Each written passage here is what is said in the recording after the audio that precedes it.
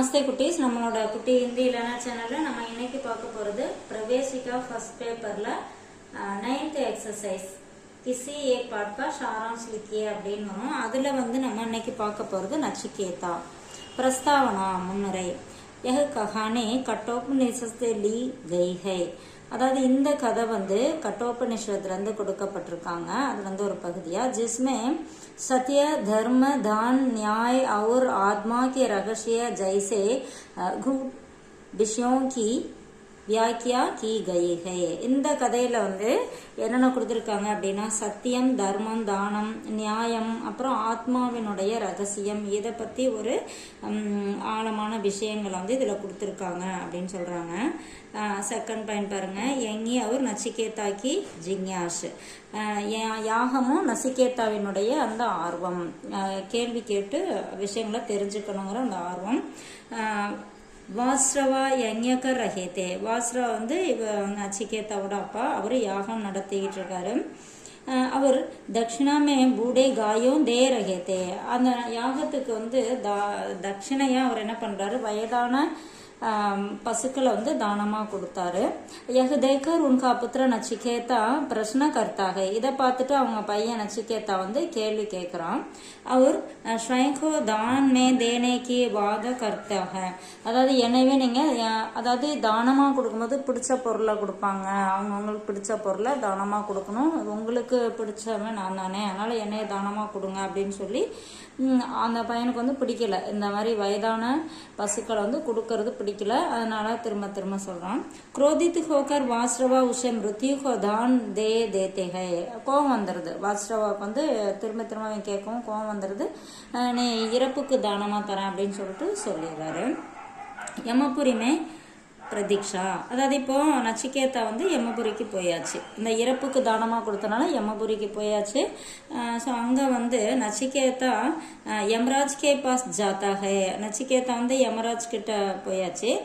யமராஜ் உசே யமராஜ் உஸ் சமயம் யமபுரிமே நகிந்தே. அந்த நேரத்துல யமராஜ் அங்க இல்ல, அவர் வெளியில போயிருக்காரு. வே 3 दिन के बाद आए. 3 நாள் கழிச்சு அவர் வராரு.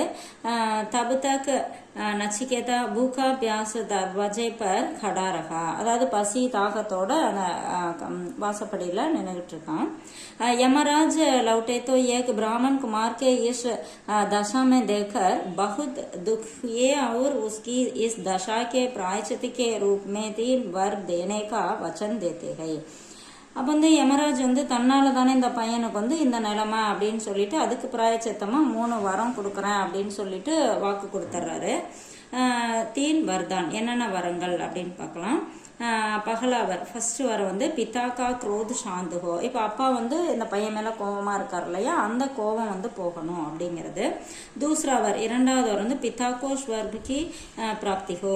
அப்பா ஸ்வர்க்கத்துக்கு போகணும், சொர்க்கத்தை அடையணும் அப்படிங்கிறது. அவர் அதுக்காக தான் யாகம் நடத்துறாரு. அந்த யாகத்தின் பலனை அவர் அடையணும் அப்படின்னு நினைக்கிறாரு. தீஸ்ராவர் மூன்றாவது வரத்துல ஆத்மாக ரகசிய ஞான்லே. அதாவது ஆத்மாவினோட ரகசியத்தை அறிஞ்சுக்கணும் அப்படிங்கிறது இந்த 3 வரம். நச்சிகேதானே யமராஜே 3 வரதான் மாங்கே. நச்சிகேதா யமராஜர்கிட்ட இந்த 3 வரங்களையும் கேட்டாரு. ஆத்மாக்கா ரகசிய, ஆத்மாவினுடைய ரகசியம். यमराज ने कहा, तुम अभी छोटे बालक हो, आत्मा का रहस्य तो बड़े बड़े विद्वान भी नहीं जान सके. यमराज पहले टालते हैं लेकिन फिर आत्मा के विषय में बताते हैं.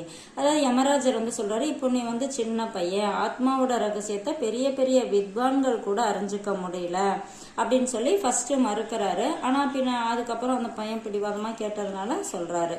ஆத்மா ந ஜன்ம லேத்திகை.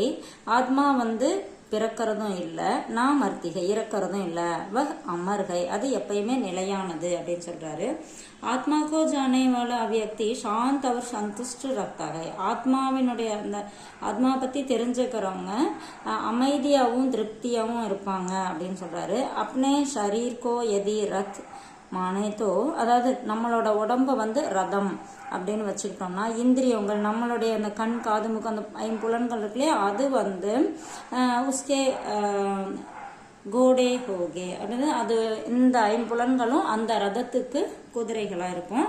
மண் லகாம் தோ புத்தி சாரதிகே, மண் வந்து அதுக்கு அந்த லகான்னு சொல்லுவாங்களே அது, புத்தி தான் அந்த தேர் ஓட்டக்கூடிய சாரதி, நம்மளுடைய புத்தி. இந்த மாதிரி சொல்றாரு.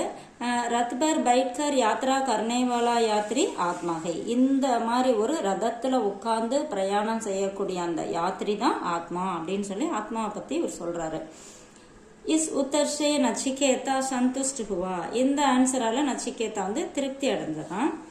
அடுத்து பாருங்க, நச்சிகேதா கி சந்துஷ்ட் और விகாஷ், நச்சிகேதாவோட அந்த திருப்தியும் அதோட முன்னேற்றமும்.